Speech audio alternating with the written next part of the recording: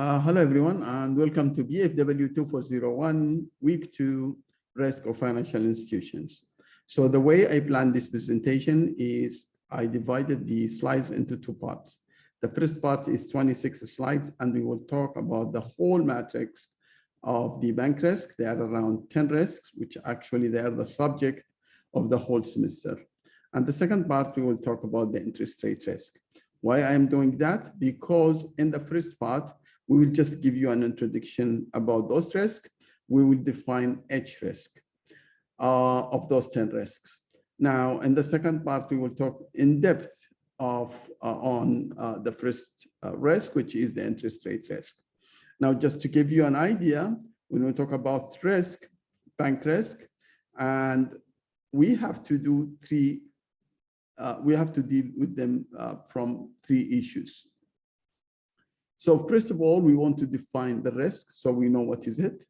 And when we know what is it, we want to see what is the impact of that risk. So how big is it? So in this case, we call it measurement. And then once we know what is it and how much is it and what is the impact of it on our balance sheet, which is the measurement, we go to manage that risk, what we are going to do about it. So as I said, in the first part, we'll just define those risks. In the second part, we will talk about the interest rate risk, but actually we will go and do some modeling, measurement, and some management. So if you allow me now to share, I'll just share my slides and start. So this is actually the subject of today, which is the risk of financial institutions. And if I refer to this map, which is the map of my unit, our unit, then we are talking about so many risks. So we have the interest rate risk here, the liquidity risk here, the single loan risk here, portfolio risk, market risk, foreign exchange risk, capital risk, and sovereign risk. And as you can see, whether we are talking about the regulation in this part or the risk management in this part, we're also dividing the weeks according, this is each week and where we are going to study this risk. This we'll talk about it later on. Now, coming to my agenda, this is the interest rate risk. This is the actually what we are going to talk about in the first part. And this is what we are going to do in the second part. So in the second part, we'll talk about the interest rate risk. And in the first part, as I said, only measurement of those, only defining those risks. I have developed for you this actually mind mapping for all those risks. And you can look at this. And it's actually, it should be very helpful because I have here, for example, the interest rate risk. I have the market risk, credit risk, off balance sheet risk, foreign exchange risk, and so on and so forth until we reach to other risks, which is the other risk and the interaction of those risks. Now, for example, the interest rate risk, I define it here, and then I talk about some of the causes of this risk. I did the same for market risk, but all of this information actually are reflected on the slides that are coming. So I will not spend much time on it, but you can use this actually map to study and to look to the whole picture of those risks and this semester. Now, this is the interest rate risk, and I will not actually cover it and discuss it here. We will, because we are going to discuss it in the second part. Let me jump to the market risk. Now, the market risk is actually the risk that incurred when trading assets and liabilities were using the trading book. Now, somebody would say, now, what is this trading book? We have something called trading book, and we have the banking book. This is how we divide the balance sheet of any bank. Now, this market risk actually is related to the changes of the interest rate risk in the market or the exchange rate risk, exchange rates, or the asset prices. In other words, If we are actually talking about market risk, we are talking about our holdings and investments that we are keeping it on the trading book, which means we trade it in daily basis, weekly basis. When we acquire those assets, whatever those assets, we can trade foreign exchange, we can trade currencies, we can trade equities, we can trade derivatives, we can trade bonds, stocks, and even commodities like steel, oil, all those issues.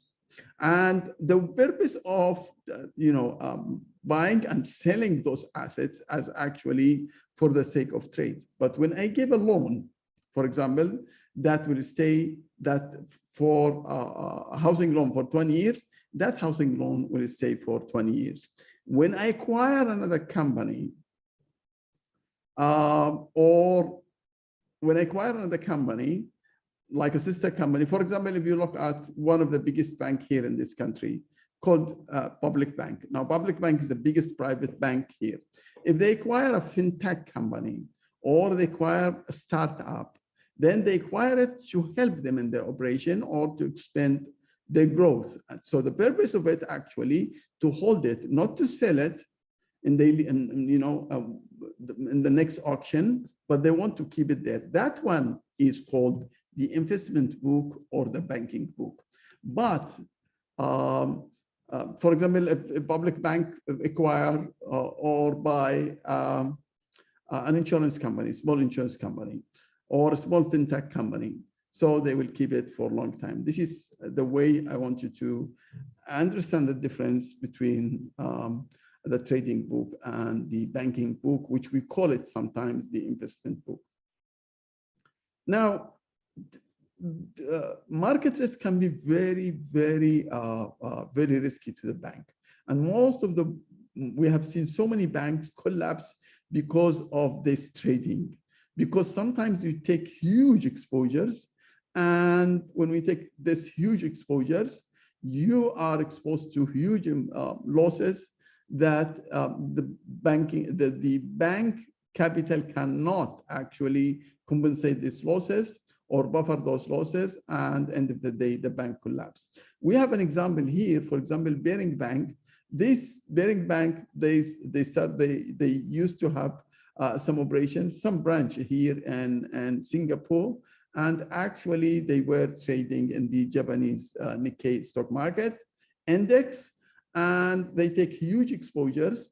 The individual who was actually running this trading book make a losses of 1,460,000,000, while the bank actually total capital was 860 million. So as you can see, the losses coming from the market risk overcome the capital, and in this case, the capital couldn't buffer those losses and dropped. If you want to look at this case, you can really Google what we call the Bearing Bank, and you will see.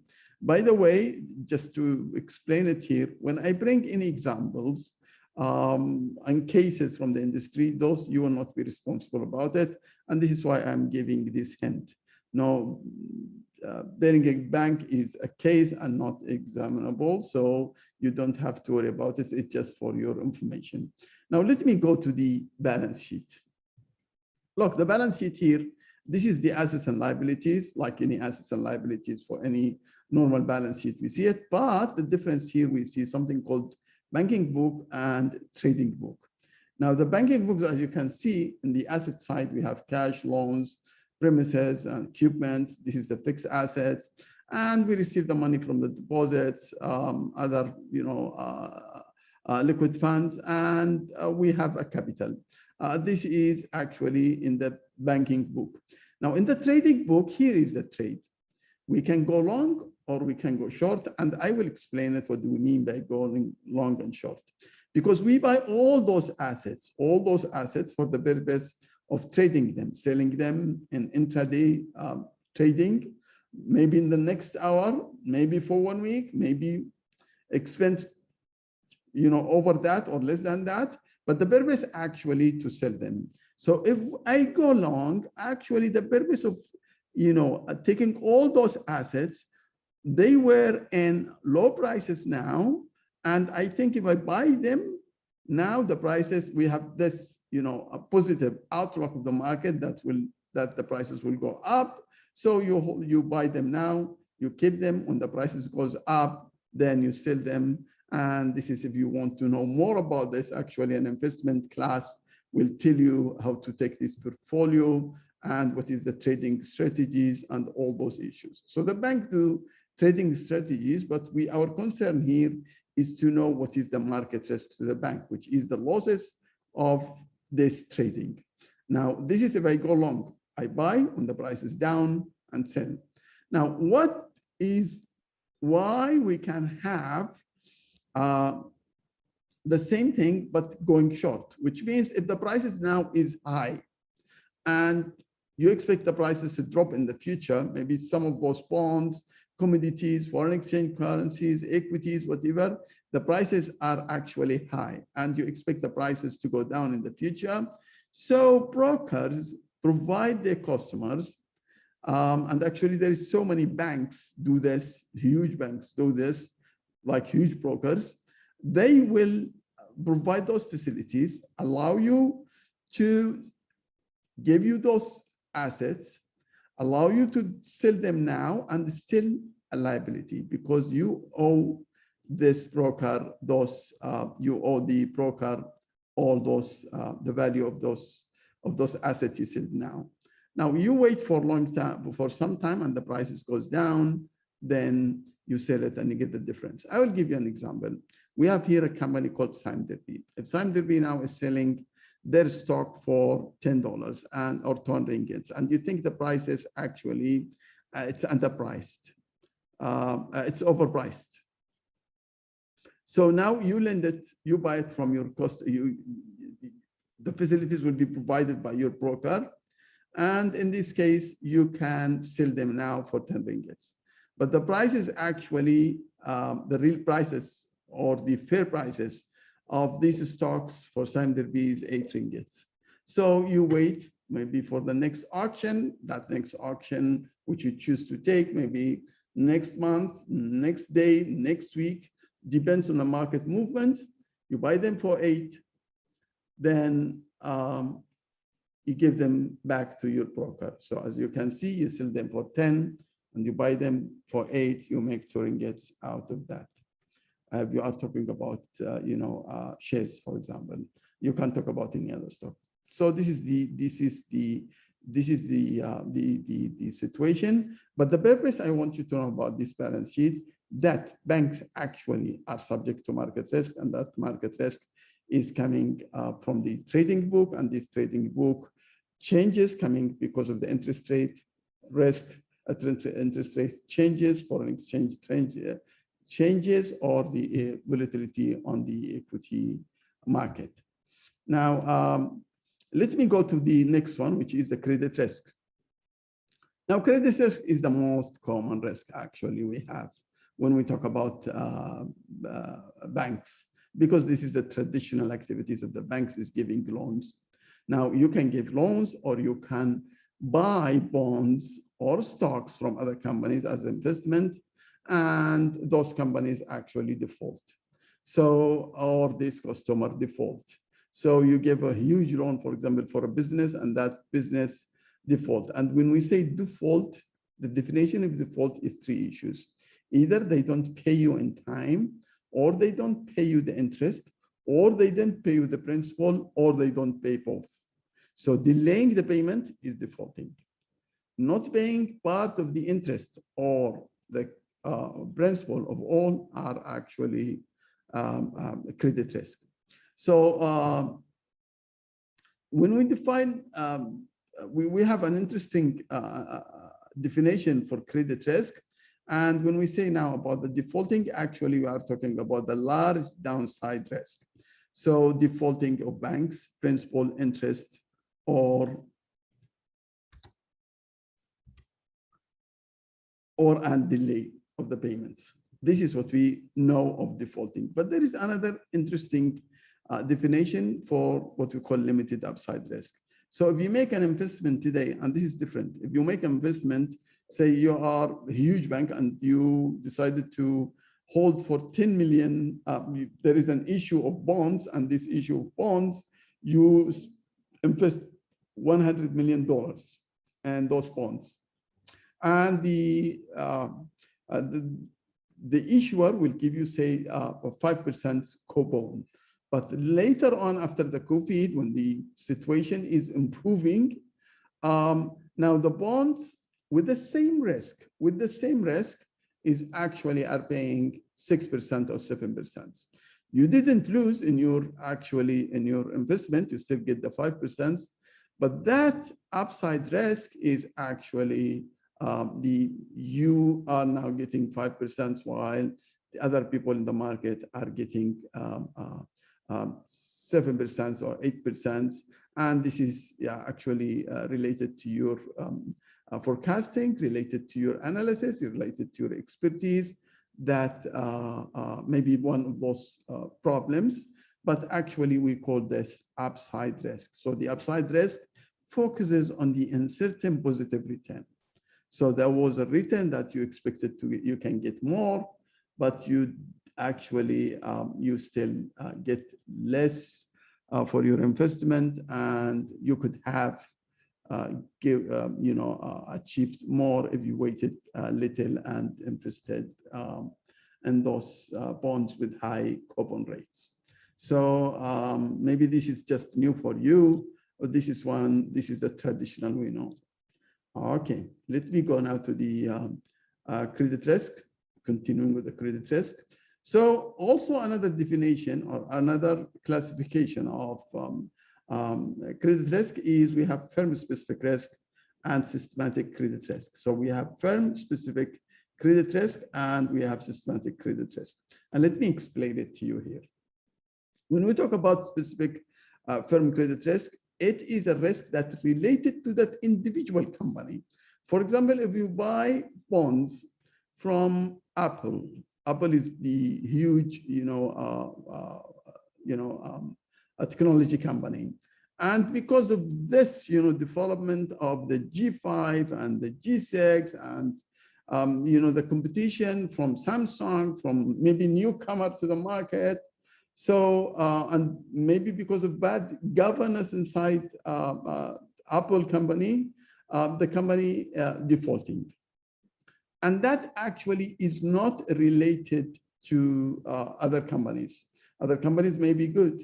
Maybe Samsung, which is working in the same industry or other industries, is just this firm-specific credit risk is coming because of reasons or causes from that specific company. But we can also have systematic credit risk. In other words, now if there is a new technology, for example, you have a portfolio, and you have that portfolio, and then that portfolio, you are investing in everything. You are investing in technologies, you are investing in oil, you are investing in tourism, you are investing in aviation, you are investing in all those things. But actually there was a drop, like what we have seen actually during the financial crisis, or what we are seeing now during the COVID. Now, if that is happening, it happens to every single person in the market. And maybe your customer is okay and have no problem, and maybe there is no firm-specific credit risk, but because of this risk in the market, that led for example, if you are giving a loan for AirAsia, for example, and now you give that loan in 2019 before we know anything about COVID. By 2020, everything about aviation and this airline industry is dead. Everything stopped. Actually, they cannot pay the loans back. Not because AirAsia have a problem, but because actually the market is not, they cannot sell. They cannot sell their services. They cannot transfer people. They cannot fly. And this is why they cannot pay. So this is what we call systematic credit risk. Now, just one more thing before I move from this slides. When we talk about firm-specific credit risk, we can manage it. How can we manage it? With diversification. And this is what actually banks do and big financial institutions do. So when you do under very, very strict and disciplined and specific expertise, you can develop your portfolios. So actually, you will have so many companies and so many investments inside your portfolio. Some companies will lose, and some companies will gain. And actually, there is some type of correlations. For example, there is a correlation between the oil industry and the technologies. So when one goes up, some of them goes down. So you have to, that correlation is actually studied. Now, even there is some companies failing and some companies are gaining, end of the day, the bottom line of the portfolio is still making profits. And this is what we mean by diversification. We don't look at the specific company, but we look at the return of the portfolio, which means end of the day, our portfolio is not affected. Yes, there is companies losing and gaining, but our portfolio is okay. Now, when we talk about systematic credit risk, as you can see, everybody is failing inside the portfolio, which means you cannot diversify, you cannot solve this problem. So this is actually all about this slide. You can look at this this issue, this example, for example, and it's actually says what we are saying now. Let me go to the continue with the credit risk.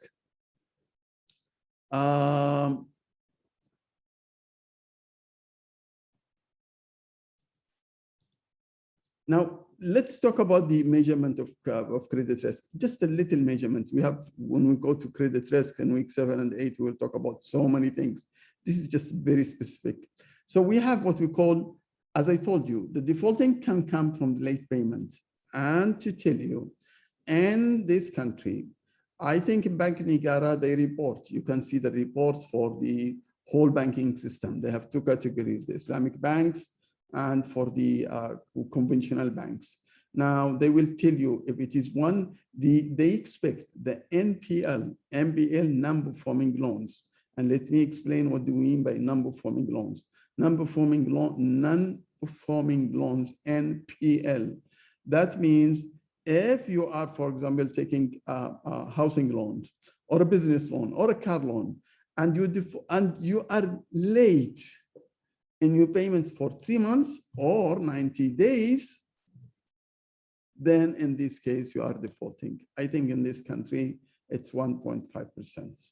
And as you can see, this is just for the Australian banks. Most of the defaulting, and we can explain it according to this data, was in 2009, 2008, and this is actually the time of the financial crisis. Now, but the other type of risk is the bad debt. And the bad debt is actually when there is a loan, a huge business loan or personal loans or housing loans, and the bank goes with the customer to the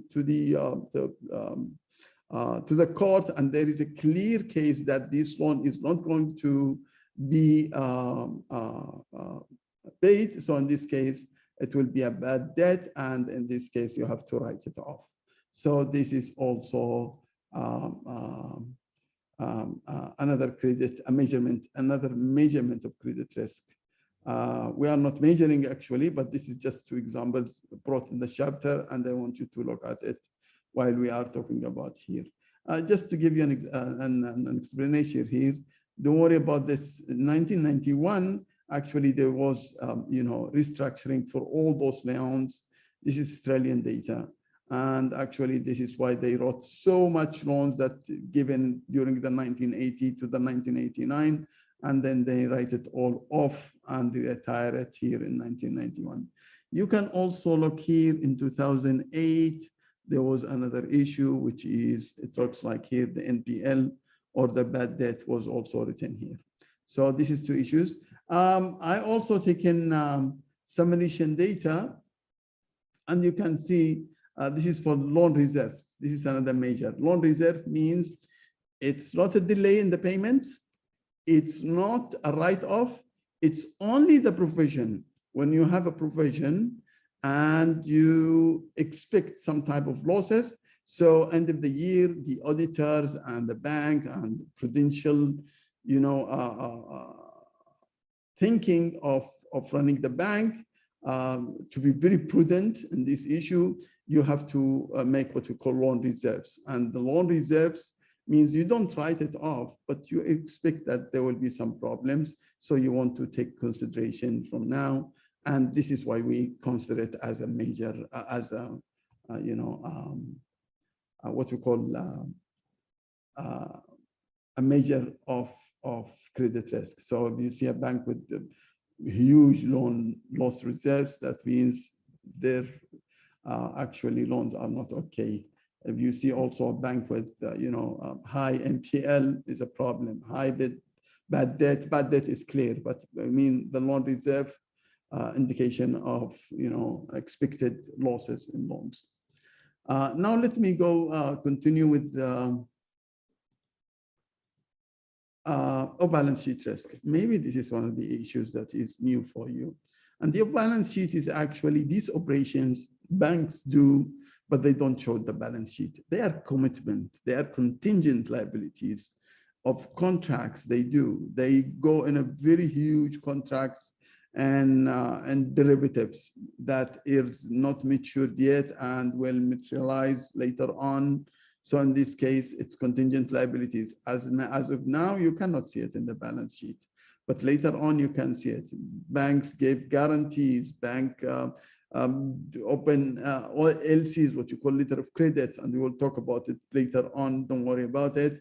It's just I want to tell you, bank provide guarantees to others. When you provide a guarantee for 50 million or 100 million now for a customer because he's going to take some contract with the government and they needed that guarantee, the bank will issue the guarantee to their customers and the customer can give it to the government if they are talking, if this customer as a contractor with the government taking big project, yes, they can take it, but actually in the bank, they didn't pay money and it's just a piece of paper.